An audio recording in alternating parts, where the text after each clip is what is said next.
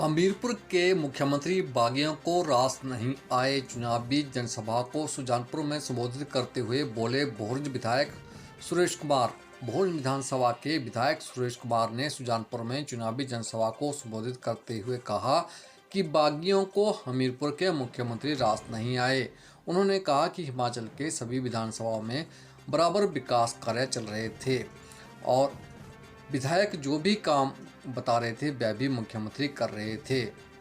काम सारे हो रहे थे, लेकिन इनको हमीरपुर का जो मुख्यमंत्री बना वो बात इनको शुरू से रास नहीं आ रही थी।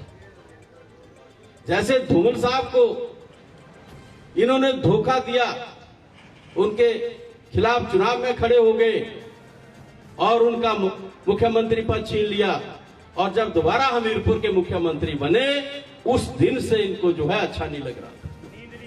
पहली बार ठाकुर सुखविंदर सिंह सुक्खू जी हमीरपुर में आते हैं मुख्यमंत्री बन के। हमीरपुर की जनता खुशियां मना रही थी, दिवाली जैसा माहौल था।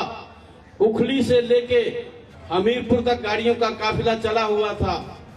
हर गांव से, हर पंचायत से लोग मुख्यमंत्री जी के पास आ रहे थे। इतना जनसमूह पहले कभी नहीं हुआ था। वो खुशी का माहौल पूरे हमीरपुर जिला में था, लेकिन उसमें खुशी किसको नहीं थी, उसमें नदारद कौन थे?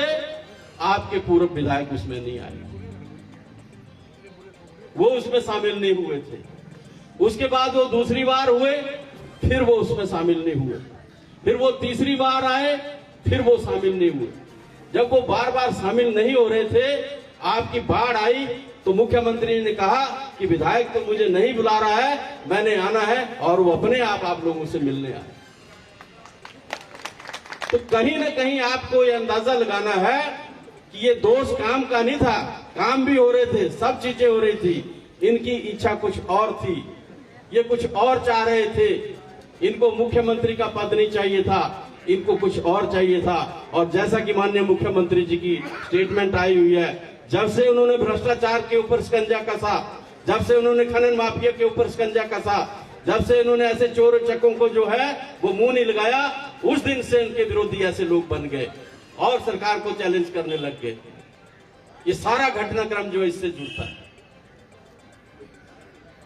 आज अगर आपके काम नहीं हो रहे थे, आप विधानसभा के बाहर धरना दे के बैठ सकते थे, आप मुख्यमंत्री के दफ्तर के बाहर धरना देने बैठ सकते थे, आप यहाँ की जनता के साथ बैठ सकते थे कि आपके काम नहीं हो रहे हैं, आप भी चलिए वहां पे, आप बता सकते थे। लेकिन ऐसा नहीं था, काम हो रहे थे। इनको तो कहीं और जाना था और इनको वहां पे पैसा कमाना था, ये काम था इनका। आज लोगों को भ्रमित कर रहे हैं, आज ये सारे लोग भ्रमित कर रहे हैं। अभी पीछे स्टेटमेंट आई कि 6 तारीख को 2 सरकारें बनेंगी। कैसे बनेंगी 2 सरकारें? हम सदन के अंदर 34 लोग हैं, हमें 1 सीट जीतनी है बहुमत के लिए। भारतीय जनता पार्टी के पास 25 लोग हैं, उनको 10 सीटें जीतनी है और 10 खाली नहीं है। तो फिर कैसे सरकार बनाएंगे ये? और इस प्रदेश की जनता ठाकुर सुखविंदर सिंह सुक्खू जी के साथ है। अभी 4 साल बाकी हैं, हमारी सरकार चलेगी और ये लोग लोगों को गुमराह कर रहे हैं। अब इनके इस किसी भी झांसे में हमीरपुर की जनता आने वाले नहीं है। हमीरपुर की जनता मुख्यमंत्री का पद खोने वाले नहीं है। बड़ी मुश्किल से यह पद हमें मिला है। यहाँ से जो 3 की 3 सीटें हैं हमीरपुर जिला की, ये कांग्रेस की झोली में जाएंगे। ये हमीरपुर का जो मतदाता, हमीरपुर की जो जनता है वो तय कर चुकी है। और इसी तरीके से जो बाकी की भी सीटें हैं पूरे प्रदेश में, 9 की 9 सीटें जो है प्रदेश की जनता ठाकुर सुखविंदर सिंह सुक्खू जी को देके उनके हाथ को मजबूत करने वाली है। ये मैं आपको आज बताने वाला हूं।